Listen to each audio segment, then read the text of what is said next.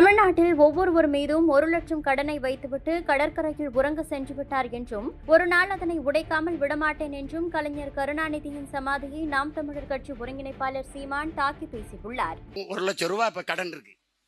நீ ஒரு கடங்கார பைய, நான் ஒரு கடங்கார பைய, அம்மா ஒரு கடங்காரி, நீ ஒரு கடங்கார பைய, எல்லாம் கடங்கார பைய. 1 லட்சம் ரூபாய் அவன் மேல இருக்கு. 9 லட்சம் கோடி. இவன் மயிராச்சின்னு செத்து போயிருவான். அவன் கடற்கரையில் வேற இந்த வெண்ணையில புதைக்கணும். யார நம்மளை கடங்கார நினைக்கணும்.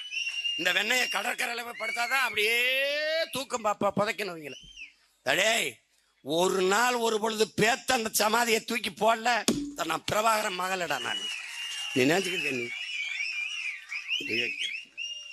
2 ஏக்கர்ல படுத்து கிடக்குறான் எல்லா பேரும். நாட்டு விடுதலைக்கு செக்க இழுத்தவன் எங்க இருக்கான்னு தெரியல.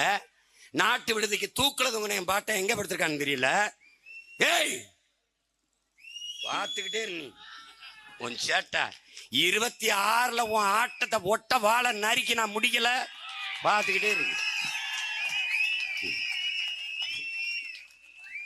நானும் ஒரு பெரிய கூட்டத்தை சேர்ப்பேன். எங்க கொள்கை கோட்பாட்டை ஏற்றுக்கொண்டு வருகிற எவரா இருந்தாலும் ஏற்போம். என்ன சீமான் கொள்கை? ஏழை பணக்காரன், உயர்ந்தவன் தாழ்ந்தவன் என்று பாகுபாடின்றி அனைவருக்கும் சரியான சமமான கல்வி. சரமான கல்வி. எப்படி? உலகத்தில் கல்வியிலே முதலிடத்தில் இருப்பது தென்கொரியா, 2வது இடத்தில் ஜப்பான், 3வது இடத்தில் சிங்கப்பூர், 4வது இடத்தில் ஹாங்காங், 5வது இடத்தில் பின்லாந்து. இந்த 5 நாடுகளை தாண்டி தமிழ்நாடு முதலிடத்திலே என்கிற தரத்திற்கு உயர்த்துவது எங்களுடைய கனவு, என்னுடைய விஷன்.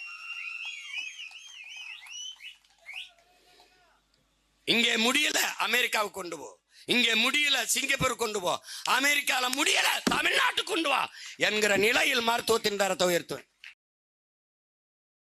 செய்திகளை உள்ளது உள்ளபடி தெரிந்து கொள்ள ரெஃப்ளெக்ட் நியூஸை சப்ஸ்கிரைப் பண்ணுங்க.